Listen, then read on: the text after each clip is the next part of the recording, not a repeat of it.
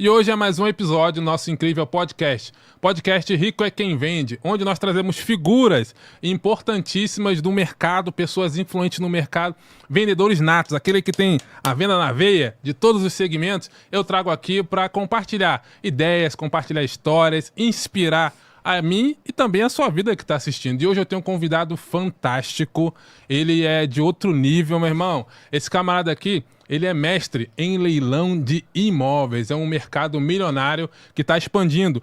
E tem muita gente aí que não tá prestando atenção nisso, hein? Mas esse cara tá partindo na frente.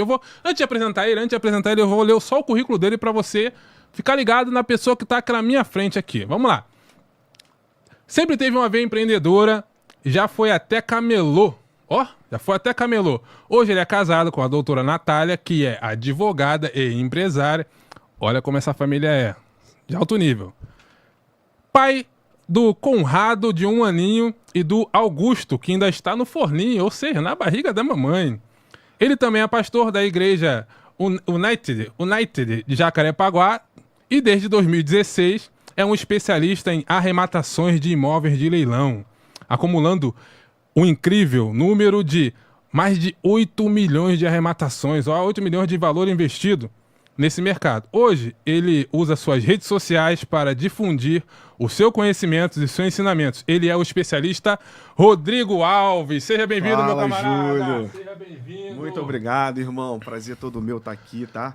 Prestigiando aí, sendo também prestigiado por vocês. Muita honra mesmo de fazer parte aí desse podcast hoje, Vendedor Número 1. Tamo junto. Show, não, eu que agradeço, gente, eu agradeço, é uma satisfação enorme ter você aqui, é um prazer mesmo difundir conhecimento com pessoas importantes. Vamos partir pro papo? Bora?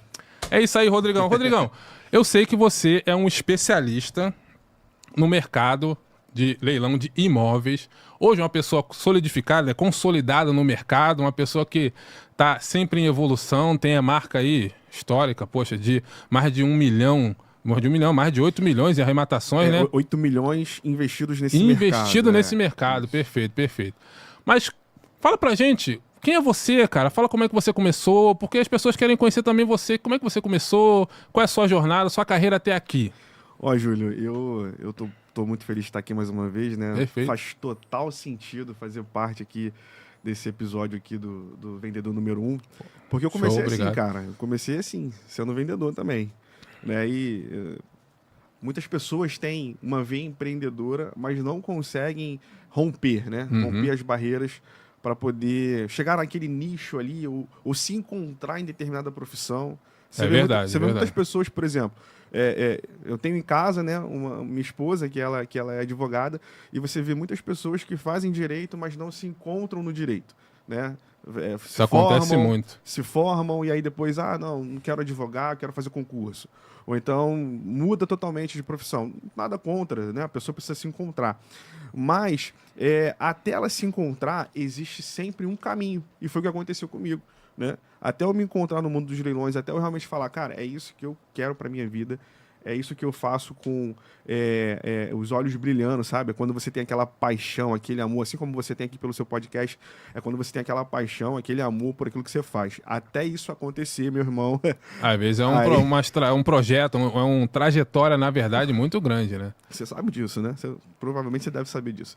Então, a minha trajetória foi assim, foi muito grande, foi cheia de altos e baixos, cara. Quando eu me identifiquei como um empreendedor, foi quando, de repente, eu tinha lá meus 12 anos. E aí eu tinha uma amiga, inclusive, que era uma amiga da minha mãe, ela abriu uma vendinha lá na rua, lá perto de casa, e eu virei pra ela e falei assim, eu quero trabalhar contigo. Qual o nome dela?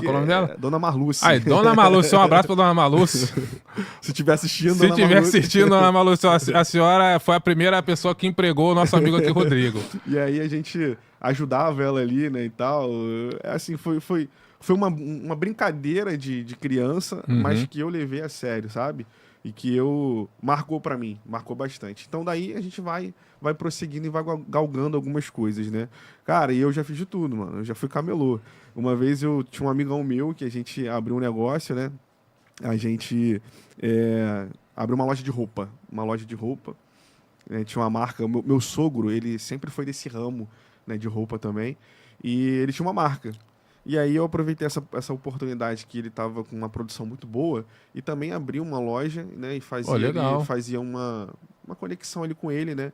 De produtos, ele fornecia produtos pra Fazer gente. uma ponte, né? Uma ponte com ele. Isso dava uma ajuda muito grande pra gente, pra nossa marca. Isso você tinha quantos anos? Ah, rapaz, eu tinha uns 20 e poucos anos. 23, 24 anos, mais ou menos. Foi um pouco antes mesmo da gente embarcar no mundo dos leilões.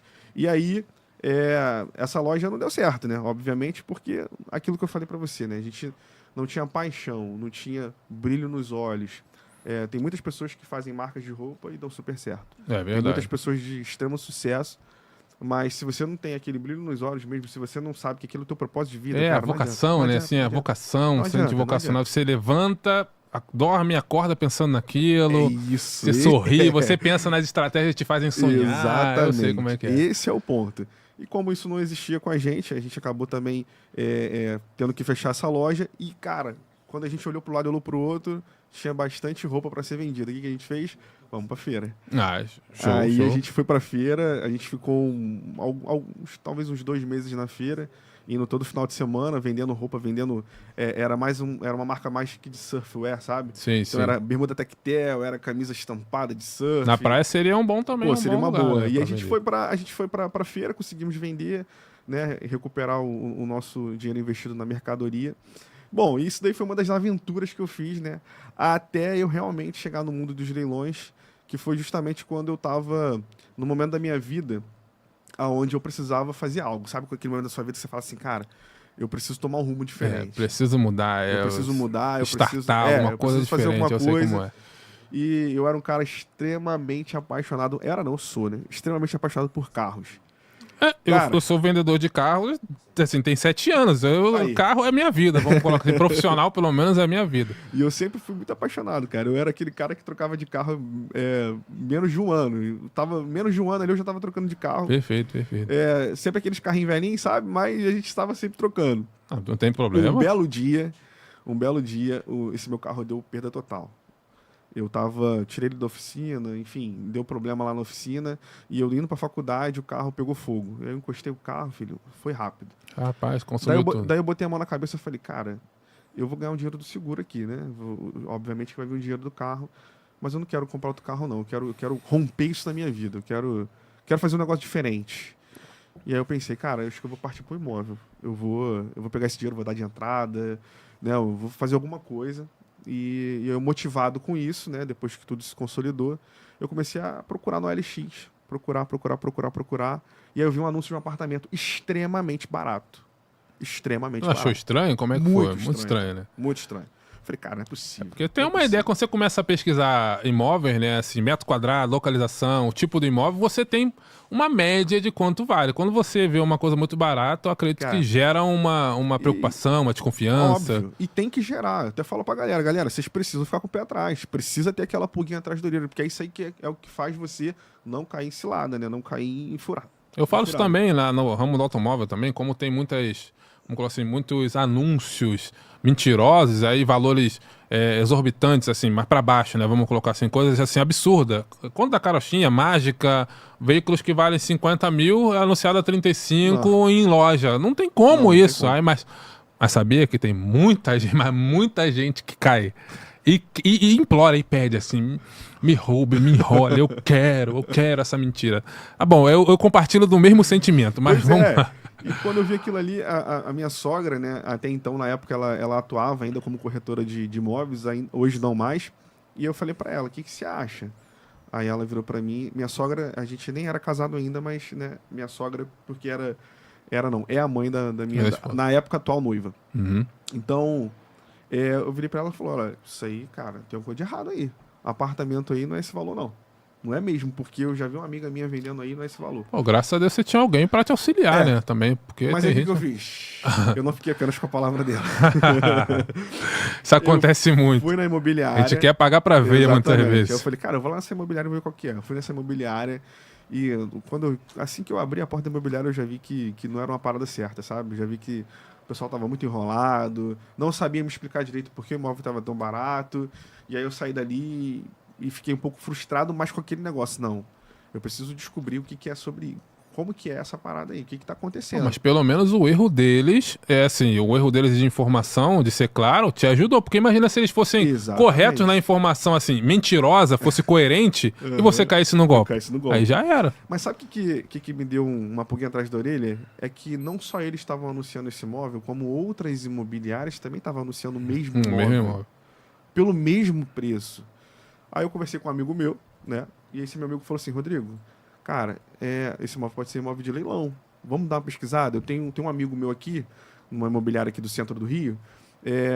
Vou tentar fazer essa ponte aí. Vai lá na imobiliária dele, tenta conversar com ele, porque é um cara mais sério e tal. Daí eu fui conversar com esse rapaz. Só que nessa, eu já estava começando, como ele já tinha falado para mim sobre leilão, eu já estava começando a dar uma olhada sobre os leilões da Caixa. E aí eu comecei a ver que aquele imóvel realmente era um imóvel naquele valor, realmente era um imóvel de leilão, que não tinha problema nenhum, mas a questão toda era como ele estava sendo apresentado para mim. Uhum. Eu, uma pessoa leiga, qualquer um que me apresentar um imóvel, para mim essa pessoa sabe mais do que eu. Uma autoridade, né? Já tem uma autoridade. Então, aí eu observei que a forma que estava sendo apresentado e a forma que eles estavam fazendo não era a forma correta. Não era uma forma exatamente como diz um edital da Caixa.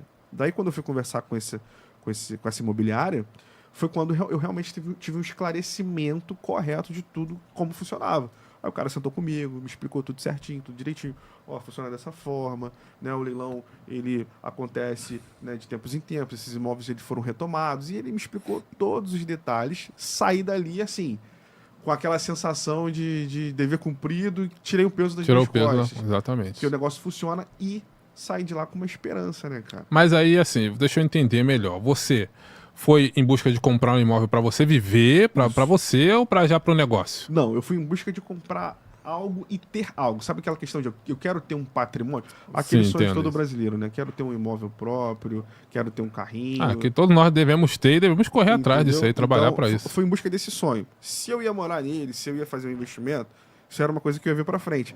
Mas eu queria romper com aquela questão de carro na minha vida e queria partir para um negócio mais sólido. Que foi o que eu busquei para mim. Porque naturalmente o veículo, assim, carro, automóvel, não necessariamente é um investimento. Na verdade, muito pelo contrário, muitas vezes é... Exatamente. Mas você está perdendo dinheiro ali. Depende muito do nicho, depende muito do carro. Não, sim, claro. Depende da sua estratégia. Depende muito da estratégia. Mas para a população em geral, no geral, você está perdendo patrimônio, você está perdendo dinheiro. O carro é um custo, é um passivo e não é um ativo. Exatamente. E é um passivo muito caro. Exatamente. Passivo muito caro. Então, a partir daí, eu tive uma visão melhor e comecei a me aprofundar, cara. Comecei a procurar mais.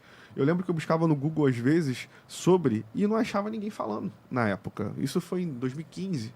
Não achava ninguém falando, né? E ficava procurando e tal. Até que eu resolvi me aventurar. O dinheiro já estava na minha conta, eu precisava fazer algo. Isso aí foi no período